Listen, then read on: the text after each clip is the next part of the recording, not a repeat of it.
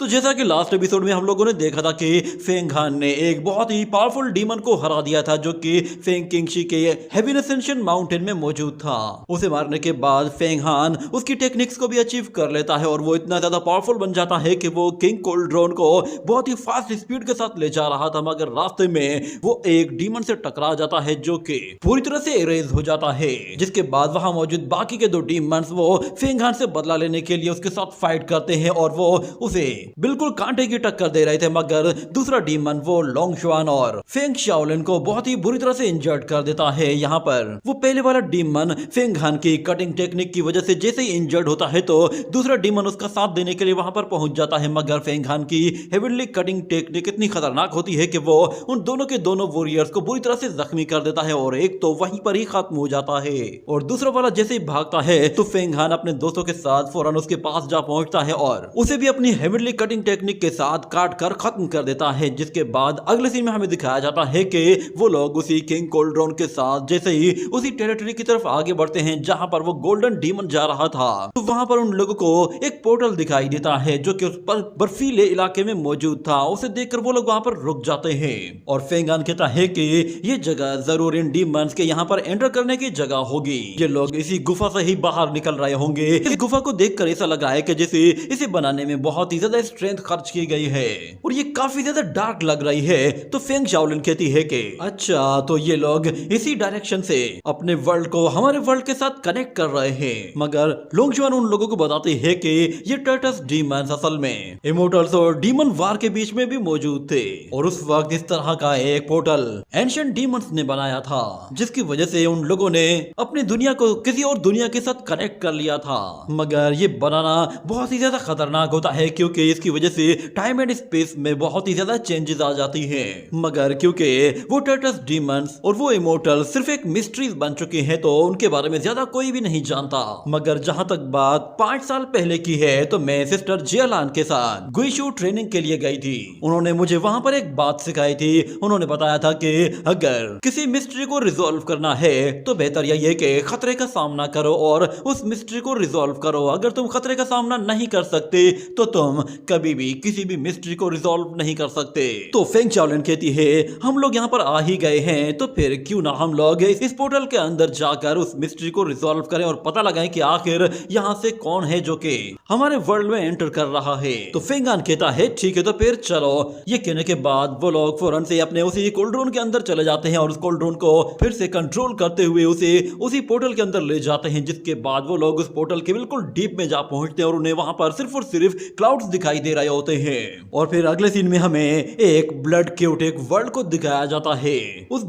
Blood chaotic land के अंदर हम लोग कुछ डीमंस को भी देखते हैं। ये वाले डीमन हम लोगों ने सीजन 2 में पहले ही देख लिए थे। ये अपनी आइज के साथ इल्यूशंस क्रिएट कर सकते हैं और काफी खतरनाक भी साबित होते हैं। और हमें बताया जाता है कि इस क्योटिक वर्ल्ड का जो लॉर्ड है वो ब्लड पावर के जरिए किसी भी क्रीचर को कंट्रोल कर सकता है। और जो जगह हमें दिखाई जा रही है ये एक ऐसी जगह है जहां पर बहुत सारे स्केलेटन्स पड़े हुए होते हैं। पहले ये जगह ब्लड वर्ल्ड के लोग अपने कामों के लिए इस्तेमाल किया करते थे, मगर अब ये सिर्फ एक ब्लड आर्मी के लिए डेड लैंड के जैसा बन गया है। डेड लैंड के जैसे ही बन गई है। वहां मौजूद बहुत सारे क्रीचर्स होते हैं और वो सारे के सारे ऊपर की तरफ देख रहे होते हैं। वहां पर क्लाउड्स में अचानक से कुछ हलचल होती है और देखते ही देखते वहां पर एक बड़ा सा पोर्टल खुलता है और उसके साथ कोई चमकती हुई चीज जोर से जमीन की तरफ आती है। ये देखते ही वो सारे ही डीमंस उसकी तरफ अट्रैक्ट होते हैं। वो चमकती हुई चीज असल में वही कोल्ड्रोन था। वो सारे के सारे डीमन उसे देखते ही फौरन से उसके चारों तरफ आ जाते हैं और उन्हें मालूम होता है कि ये जगह और उन लोगों को मालूम था कि ये चीज आउटर वर्ल्ड से आई है तो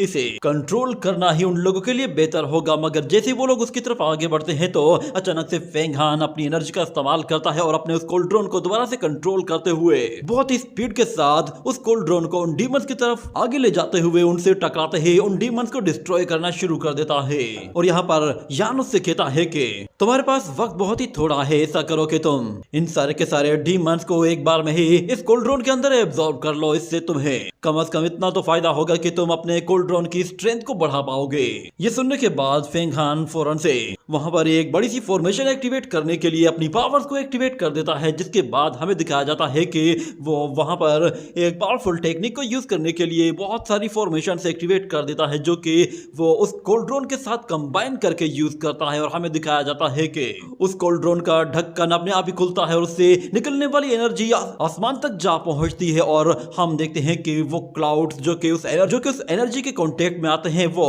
सारे के सारे उस एनर्जी के साथ लिपटना शुरू हो जाते हैं और वो डीमंस देखते हैं कि वहां पर एक बहुत ही पावरफुल ब्लड क्योटिक टोर्नेडो बन गया है जो कि बहुत ही तेजी से चीजों को अपनी तरफ खींच रहा है। फेंग हान उस टोर्नेडो के जरिए बहुत ही आसानी से सारे के सारे डीमंस को अपनी तरफ खींच रहा था। वो सारे के सारे बहुत ही तेजी से उस कोल्ड्रोन के अंदर जा रहे थे और एक जगह लॉक हो रहे थे, मगर फेंग हान वो कंटिन्यूसली उस फॉर्मेशन को यूज किए जा रहा होता है और ज्यादा से ज्यादा डीमंस को उसके अंदर एब्जॉर्ब करता है। फेंग शाओलिन और लोंग शुआन जब फेंग हान को ये टेक्निक यूज करते हुए देखते हैं तो फेंग शाओलिन पहचान जाती है कि फेंग हान यहाँ पर एक डिमोनिक आर्ट का इस्तेमाल कर रहा है, जिस पर वो फेंग हान से कहते हैं कि इससे हमें किंग कोल्ड्रोन की स्ट्रेंथ को बढ़ाने में बहुत ही ज्यादा फायदा मिलने वाला है। मगर फिर फेंग हान कहता है कि आसपास अब डीमंस खत्म हो चुके हैं, मेरे ख्याल से हमारे पास जितनी एनर्जी आ गई है ये एनर्जी किंग कोल्ड्रोन की स्ट्रेंथ बढ़ाने के लिए काफी है। वो टोर्नेडो बहुत ही स्पीड के साथ मूव कर रहा होता है और आसपास हर एक चीज उसके अंदर एब्जॉर्ब हो चुकी होती है, जिसके बाद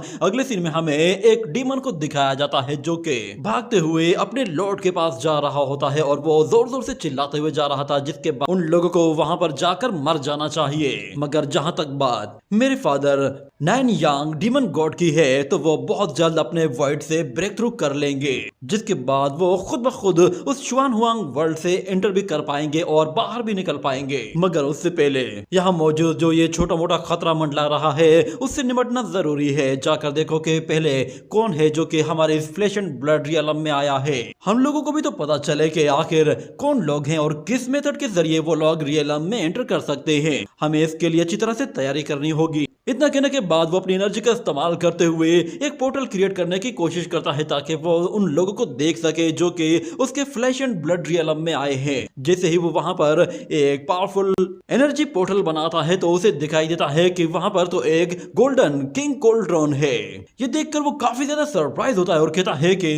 यही तो मुझे चाहिए था। ये कहकर वो बहुत ही जोर जोर से हंसना शुरू कर देता है। ऐसा लग रहा था कि जैसे वो बरसों से सिर्फ इसी का ही इंतजार कर रहा था और आज ये चीज उसके सामने आ गई थी। जिसके बाद वो कहता है कि मैंने इस किंग कोल्ड्रोन को ढूंढने के लिए ना जाने क्या क्या पापड़ बेले हैं और ये खुद ब खुद मेरे सामने आ गया है। चलो इसे हासिल करने के लिए अब मुझे ज्यादा एफर्ट्स नहीं लगानी पड़ेंगी क्योंकि अब ये मेरे अपने डीमन रियलम में मौजूद है। एंशिएंट टाइम में अंकल वो इसी कोल्ड्रोन के जरिए ही अपनी आर्मी को कमांड किया करते थे। इसे 8 मिलियन सुप्रीम ट्रेजर कहा जाता है। एक बार हम लोग इस रॉयल किंग कोल्ड्रोन को हासिल कर लेते हैं तो फिर हम लोग डीमन आर्मी को बहुत ही आसानी से कमांड दे सकते हैं, चाहे फिर वो आर्मी हमारे डीमन रियलम की हो या फिर किसी और डीमन रियलम की हो। और वहां पे मौजूद वो दूसरा डीमन कहता है कि मास्टर मुझे लगता है कि इसके जरिए मैं अपनी कल्टीवेशन को भी इंप्रूव कर सकता हूँ। ये सुनकर वो 70 लॉर्ड कहता है कि ये तो बहुत ही अच्छा हुआ,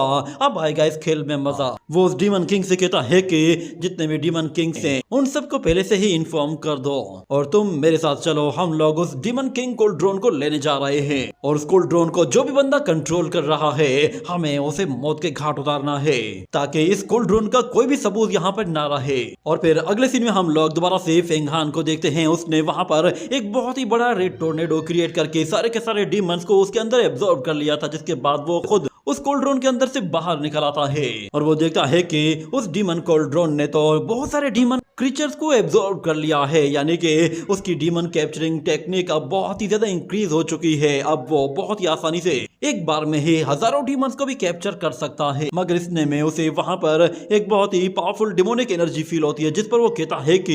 ये शख्स है कौन, इसकी एनर्जी तो काफी ताकतवर लग रही है। और वहां मौजूद वो डीमन लॉर्ड जब फेंग हान को देखता है तो वो कहता है कि अच्छा तो अब समझ में आया कि ये बंदा यहाँ पर बच कैसे गया। इसके दिल में कोई डिजायर या फिर इसके माइंड में किसी किस्म की कोई भी ऐसी बात नहीं कि जिसकी वजह से डीमन क्रीचर से किसी इल्यूजन में डाल पाते। मगर वो कहता है कि चलो अब ये कोल्ड्रोन मेरे हवाले कर दो। ये कहने के बाद वो जैसे ही अपनी एक जाइंट हैंड टेक्निक को यूज करता है तो वहां पर एक बहुत ही बड़ा स्पिरिचुअल हैंड वो सीधा उस कोल्ड्रोन की तरफ आगे बढ़ रहा होता है। ये देखते ही फेंग हान फौरन से उसके बीच में जा पहुंचता है और वो उस डीमन से कहता है कि ये किंग कोल्ड्रोन लेना है तो पहले मुझसे निपटना पड़ेगा। ये कहने के बाद वो वहां पर बहुत सारी स्पिरिचुअल सोर्ड्स की बौछार कर देता है, जिसके साथ वो उस जायंट हैंड पर हमला करता है, मगर यहाँ पर यान उससे कहता है कि फेंगहान ऐसी बेवकूफी मत करो, वो डीमन किंग बहुत ज्यादा ताकतवर है, तुम्हें यहाँ से निकल जाना चाहिए। मगर फेंगहान उसकी बात नहीं मानता। वो देखता है कि उसकी स्वॉर्ड फॉर्मेशंस काम नहीं आ रही, तो वो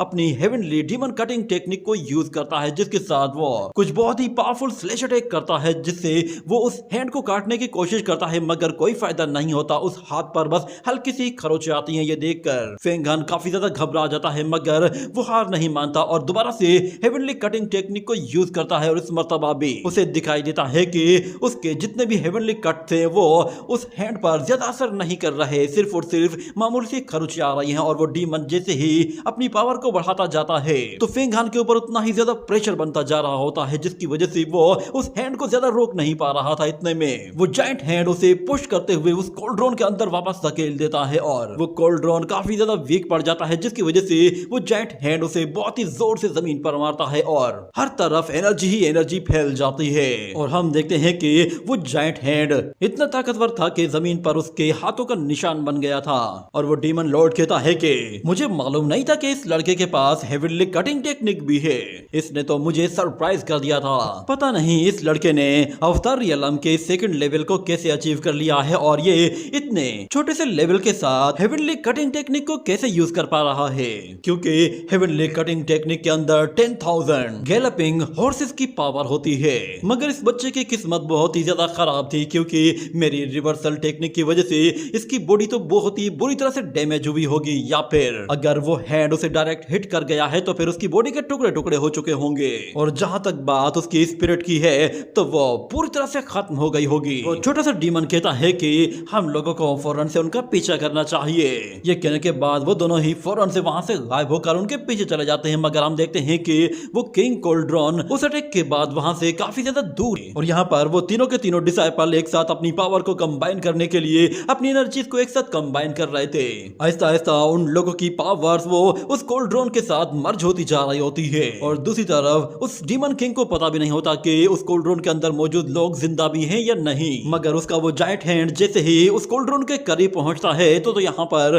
फेंगहान वो अपनी एनर्जी को कंबाइन करने में कामयाब हो जाता है और हमें दिखाया जाता है कि जैसे ही वो अपनी कंबाइन एनर्जी के साथ उस कोल्ड्रोन को फिर से एक्टिव करता है तो वो कोल्ड्रोन अपने आप को उस एनर्जी से छुड़ा लेता है और बहुत ही स्पीड के साथ जाकर उस हैंड से टकराता है तो वो उस हैंड को पूरी तरह से डिस्ट्रॉय करके रख देता है। ये देखकर वो डीमन लॉर्ड भी हैरान हो जाता है और कहता है कि मेरे इस हैंड को डिस्ट्रॉय करना तो एक डिमोनिक कोर कल्टीवेटर के बस की बात होनी चाहिए, ये बंदा आखिर है कौन। इतने में वो कोल्ड्रोन बहुत ही जोर से जाकर उसे हिट करता है और हमें दिखाया जाता है कि वो जिस चेयर पर बैठा हुआ था उसके टुकड़े टुकड़े हो जाते हैं। मगर अचानक से हम लोग उसकी आइस के अंदर देखते हैं, हमें वहां पर उसकी बॉडी के अंदर एक और पावरफुल डीमन गॉड को दिखाया जाता है। वो डीमन गॉड अपने उस डिसेंडेंट को बचाना चाहता था, इसके लिए वो फौरन से अपनी पावर्स को एक्टिवेट कर देता है, जिसके बाद टाइम रिवर्स होना शुरू हो जाता है। वो किंग कोल्ड्रोन वापस से पीछे हट जाता है और वो चेयर रिपेयर हो जाती है और सब कुछ दोबारा से रिवर्स होता जा रहा होता है जैसे कि वो पहले मौजूद था। और हम लोग वहां पर उस डीमन लॉर्ड की बॉडी को देखते हैं, उसके अंदर से कोई चीज बाहर निकल रही होती है जिसकी वजह से उसे थोड़ी सी तकलीफ होती है और देखते ही देखते अचानक उसकी बॉडी के अंदर से एक गोल्डन जेड पेंडेंट बाहर निकल आता है और वो बाहर आते ही फौरन से वहां पर एक पावरफुल डोमेन क्रिएट करके उसके आसपास मौजूद हर एक चीज को फ्रीज कर देता है। ये देखकर यान भी बिल्कुल हैरान हो जाता है और वो कहता है कि ये क्या टाइम रुक गया है। फेंगहान जिस जगह मौजूद था वो वहीं पे ही रुक गया था, कोई भी चीज मूव नहीं कर रही थी। यहाँ तक कि वो किंग कोल्ड्रोन भी जिस जगह मौजूद था वहीं पर ही एक जगह रुक गया था। और दूसरी तरफ वो गोल्डन जेट पेंडेंट बहुत ही स्पीड के साथ घूमना शुरू हो जाता है, जिसके साथ ही वो उस डीमन लॉर्ड को फौरन से अपने अंदर एब्जॉर्ब कर लेता है और वहां से तेजी से घूमते हुए उस डोमेन के अंदर से बाहर निकल जाता है और उस डीमन लॉर्ड को वहां से शिफ्ट कर देता है, जिसके बाद वो बैरियर अपने आप ही टूट जाता है और उसके साथ ही वो कोल्ड्रोन दोबारा से आगे की तरफ बढ़ता है। तो इस मर्तबा वो डीमन लॉर्ड को हिट करने के बजाय उसके साथ मौजूद उस दूसरे डीमन को हिट करता है, जिसकी वजह से वो डीमन वहीं पे ही खत्म हो जाता है। ये देखकर वो डीमन लॉर्ड कहता है कि शुक्र है कि नाइन यांग डीमन गॉड ने मेरी मदद कर दी, वरना वो कोल्ड्रोन तो मेरी बॉडी के टुकड़े टुकड़े करके रख देता। इस बार तो मैं डीमन गॉड की ब्लेसिंग की वजह से बच गया हूँ, पर मुझे लगता है कि मुझे नेक्स्ट टाइम इस तरह के अटैक को अवॉइड ही करना चाहिए। और वो देखता है कि वो कोल्ड्रोन दोबारा से उसकी तरफ आ रहा है और हम लोग यान को देखते हैं। वो हैरान होता है कि आखिर वो शख्स था कौन। कोई भी बंदा इतनी आसानी से टाइम को स्टॉप नहीं कर सकता। वो वो शख्स जो कोई भी है उसने इस डीमन लॉर्ड को बचाने के लिए ये सब कुछ किया है और उसका कल्टीवेशन लेवल भी बहुत ही हाई होगा। मगर वो फेंग हान से कहता है कि तुम्हें अभी अच्छा मौका मिला है, उस लड़के का लाइफ स्पेन डिस्ट्रॉय हो चुका है, इस वक्त उस पर अटैक करना बिल्कुल सही रहेगा। ये सुनने के बाद फेंग हान अपने दोस्तों से कहता है कि चलो हमारे पास यही अच्छा टाइम है वरना हम लोग बहुत लेट हो जाएंगे। ये कहने के बाद वो फौरन से उसी कोल्ड्रॉन के साथ उस डीमन वॉरियर की तरफ हमला करने के लिए जाता है। मगर वो डीमन लॉर्ड कहता है कि अच्छा तो ये तुम दोबारा करना चाहते हो, तुम्हें लगता है कि मैं इतना बेवकूफ हूँ। ये कहने के साथ ही वो फौरन से अपनी डिमोनिक पावर का इस्तेमाल करते ही फौरन से उस कोल्ड्रॉन को एक जगह होल्ड कर लेता है और उसकी मूवमेंट को रोकने की कोशिश करता है और कहता है कि चलो अब तुम्हें मेरे साथ चलना होगा। फेंग हान यहाँ पर अपनी पावर को बढ़ाकर देख लेता है मगर उसका कोई भी फायदा नहीं हो रहा था। वो कोल्ड्रॉन बुरी तरह से वहां से फंस गया था। ये देखकर यान कहता है कि अच्छा तो ये बंदा पहले से ही तैयारी करके आया है। इसकी पावर को देखकर ऐसा लग रहा है कि जिसे ये इस वक्त अवतार रियलम के 6 लेवल में मौजूद है और उसका पावर लेवल तुम्हारे पावर लेवल के मुकाबले में काफी ज्यादा हाई है, तो तुम इस वक्त इसे टक्कर तो देना दूर की बात है, तुम इसका बाल भी बाका नहीं कर सकते। बेहतर यही है कि अगर वो कोल्ड्रॉन आगे नहीं जा रहा तो उसे पीछे पुश करके यहाँ से निकालो और यहाँ से दूरी बनाने की कोशिश करो। तो फेंग हान फौरन से उसकी बात मानते हुए उस कोल्ड्रॉन को रिवर्स करना शुरू कर देता है ताकि वो उल्टी डायरेक्शन की तरफ मूव करे और वो अपने आप को उस डिमोनिक एनर्जी से छुड़ाता जा रहा था। ये देखते ही वो डीमन किंग कहता है कि अच्छा तो तुम अब भागना चाहते हो। ये कहने के बाद वो उसे भागने से रोकने के लिए फौरन से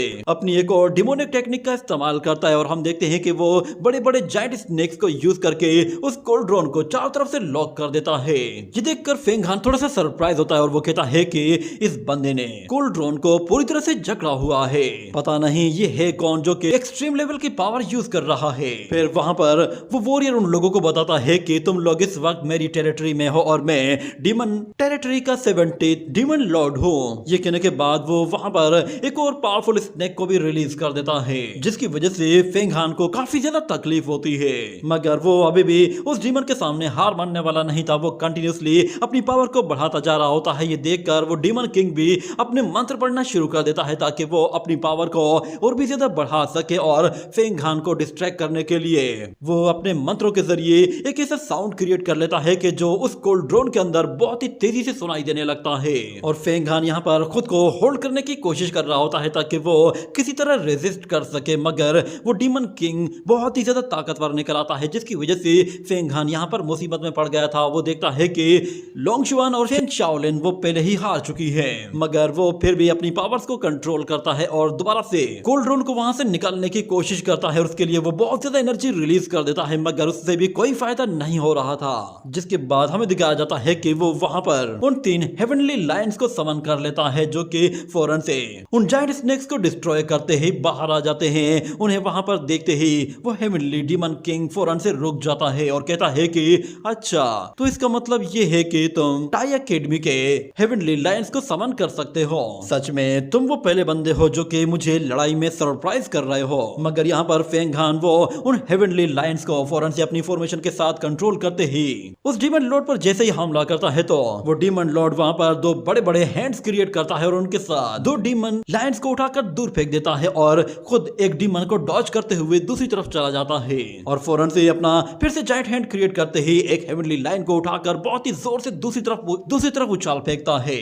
मगर वो देखता है कि बाकी के 2 लायंस अभी भी उस पर हमला करने के लिए आ रहे हैं। ये देखते ही वो खुद बीच में से निकल जाता है और अपने जायंट हैंड के साथ उन दोनों ही लायंस को एक दूसरे से टकरा देता है। मगर इतने में वो पहले वाला लायन अभी भी वहां पर मौजूद था और वो दोबारा से उसके सामने आकर खड़ा हो जाता है और इतने में वो तीनों लायंस फिर से खड़े होकर उसके सामने आ जाते हैं और जैसे ही वो तीनों उसकी तरफ लपकने की कोशिश करते हैं तो यहाँ पर वो हेवनली डीमन लॉर्ड फौरन से अपनी रेड पिल को बाहर निकाल लेता है। वो रेड पिल इतनी ज्यादा खतरनाक होती है कि वो जैसे ही उन तीनों के तीनों लायंस से टकराती है तो वो उन्हें पूरी तरह से डिस्ट्रॉय करके रख देती है और वो तीनों के तीनों लायंस वापस से फेंग हान की बॉडी में जाते हैं तो फेंग हान को इससे बहुत ज्यादा इंजरीज होती है और वो कहता है कि लगता है कि शायद अब हमारे पास भागने का कोई भी ऑप्शन नहीं है। और दूसरी तरफ वो रेड एनर्जी बॉल वापस से उस डीमन लॉर्ड के फोरहेड के अंदर जाकर एब्जॉर्ब हो जाती है और वो फेंग हान को दोबारा से कंट्रोल करने के लिए अपनी उसी स्नेक टेक्निक को यूज करता है जिसके साथ वो उसे और भी ज्यादा सप्रेस करता है और फेंग हान को इससे बहुत ही जोरदार प्रेशर फील होने लगता है। मगर हमें दिखाया जाता है कि